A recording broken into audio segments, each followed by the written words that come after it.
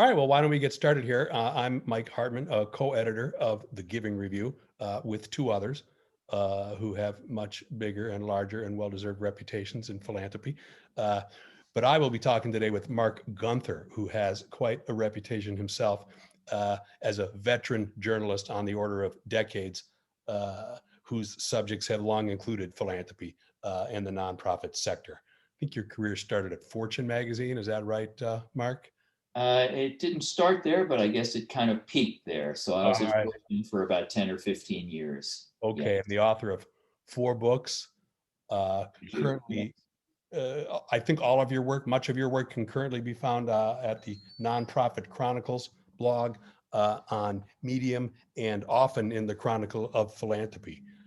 Last week, Mark had in the Chronicle of Philanthropy, I'm going to say a long takeout piece on Bloomberg, Michael Bloomberg, and the Bloomberg Philanthropy's efforts to uh, prevent, lower, reduce the usage of vaping in America, which we thought would be worth exploring further here, among other topics. So if you can just do me the favor, I don't vape. I don't know if you do. I don't know, but why don't you describe vaping and then talk about your piece in the Chronicle, Mark? Sure. Yeah, I knew nothing about vaping, literally nothing when I started work on this in December, but it took the better part of 3 months to get the story done. Vaping is a new technology. It's a way of ingesting nicotine through a vapor, sometimes flavored, which arrived in the US about 15 years ago, became super popular, particularly with kids and teenagers 5, 6 years ago. And Bloomberg Philanthropies, which has had a long running effort to curb smoking all around the world, had not been that active in the US. About a year and a half ago, launched a very high cost, high impact campaign against e cigarettes, against vaping. And I decided to take a deep look at this because it turns out that it's very controversial. And just to back up a little, I want to give a little credit here to Professor Rob Reich out at Stanford, who wrote a book about philanthropy a couple of years ago. And he said something that really has stuck with me, which is billionaire philanthropy does not deserve our automatic gratitude. It's an expression of power, and therefore it really should be looked at in terms of what its impact is. How is that power being thrown around? And the short answer to that question, when applied to Bloomberg and the Campaign for Tobacco-Free Kids, which is its biggest grantee and by far the dominant organization in the anti-tobacco movement, is that I think there's a significant risk that this campaign will do more harm than good, that it's quite misguided. It's not based on sound science, in my view.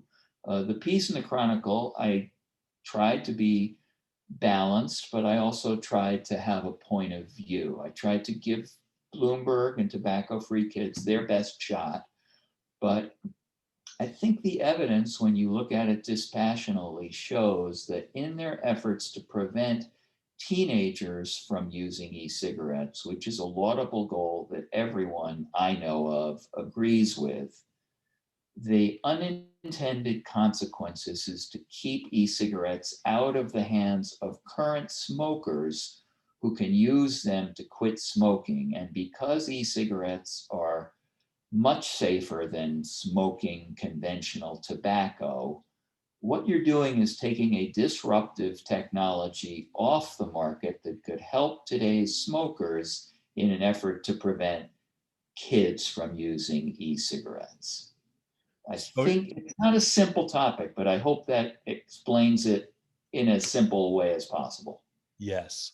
So just basic facts first, then we can kick them around. How much money did Bloomberg, or how much did they or it spend on this effort? Bloomberg Philanthropies committed $160 million over 3 years. It went predominantly to tobacco free kids, but then some of it was also regranted or given directly to the big charities in America in the health sector, the Cancer Society, the American Lung Association, and the Heart Association. And I want to give some credit here to Stacy Palmer, the editor of the Chronicle. It's not easy to run a story that's critical of Bloomberg and those charities that have very good reputations, probably deservedly so in the US. But the story certainly suggests that Bloomberg and its grantees are headed down a risky path. Yeah. Are there numbers that one can attach to how many youth didn't vape? I mean, that's and then as measured against how many adults didn't stop smoking, if I'm asking that the right way. You did. The numbers are not yet solid because the campaign only started in 2019. But essentially, since the campaign started, 4 states have banned flavored e-cigarettes. Many more municipalities have. And there's also been successful efforts to raise the taxes on e-cigarettes, but even subsequent to the story coming out, or at least going into print, I've seen some studies that when you raise the taxes on e-cigarettes, cigarettes are an equivalent product. What you're doing if you raise your taxes only on the e-cigarettes is leading some people to smoke instead of vaping. Yeah. So very counterproductive if what you care about is public health, if you simply tax e-cigarettes without raising taxes on conventional cigarettes at the same time. And some states have done that. One more quick factoid on this, Mike. In San Francisco, where Bloomberg spent millions of dollars, I think about 9 million now of his personal money on ballot initiatives to ban e-cigarettes, you can now go to the store, you can buy a Marlboro, you can go to any pot store and buy as much marijuana as you want if you're over 21, but you cannot buy the least dangerous of those 3 products, e-cigarettes, in San Francisco. And Steve Schroeder, respected former president of the Robert Wood Johnson Foundation, not someone given to sort of quick off the cuff comments, said that that's just insane as a public health policy. Yeah. It's only been, I think, 2 days. Any response from Bloomberg yet, or do you anticipate one, or might they respond? Oh, I saw a letter to the editor today from Bloomberg and from Tobacco Free Kids and from the Truth Initiative, big nonprofit here in DC, critical of the story, but I was very pleased that they didn't point to any factual errors. Their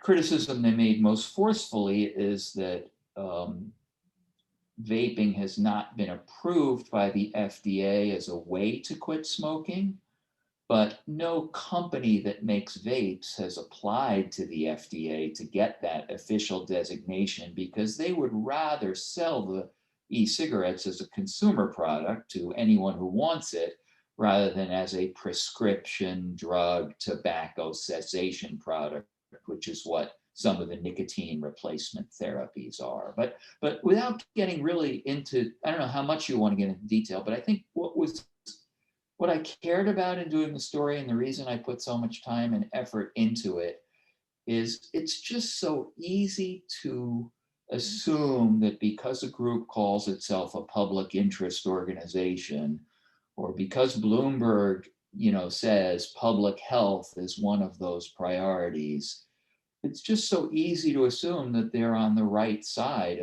of all the issues. And this just jumped out to me because even though the big nonprofits and to some extent the government agencies even are in a bit of a panic about vaping, you have very distinguished deans of the schools of public health at places like Emory and NYU and Ohio State, and veterans of the tobacco movement who say, boy, on this vaping thing, we see our former allies going down a path that's not leading to a good end. And it just says to me, we need to apply more scrutiny to the big foundations and the public interest nonprofits, because to presume that they're always on the side of the angels is a mistake. Mm-hmm. Now, I worked at the Bradley Foundation for many years, almost 20. We young conservatives there or elsewhere would hear often about the law of unintended consequences. And this was a part of the canon, is that what you're applying here? Is that what this is? We're and are conservatives right in terms of governmental actions, or obviously here, I'll say the actions of big philanthropy.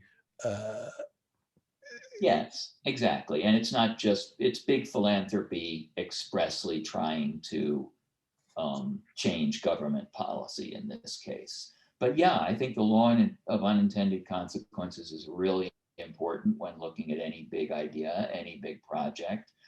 And I would even go a step further and say that there's a very interesting debate to be had about whether smokers, whether vapors or smokers, what is the value of giving people the freedom to decide what they're going to put into their own bodies? I mean, that's sort of heresy in this world where we just assume smoking is a terrible thing. But setting aside the issue of secondhand smoke, which itself is a complex issue, I don't know why, and this is a conservative or libertarian point of view, I don't know why we don't permit people to take the risk of smoking cigarettes and decide for themselves that maybe the pleasure or relaxation or tension relief or whatever it is of smoking a cigarette or drinking a 22-ounce soda is worth the consequences.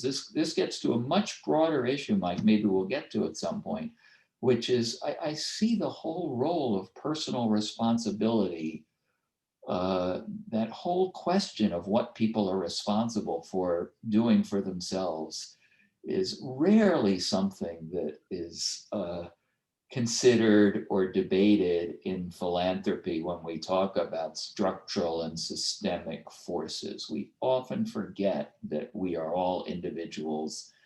This may be a very backward or white privileged point of view, but I do believe we are individuals who have choices and can make choices. Well, given Shocking as that sounds. no, I like that. Given that provocation, why don't we end part one there and pick up right on that in part two in a bit here.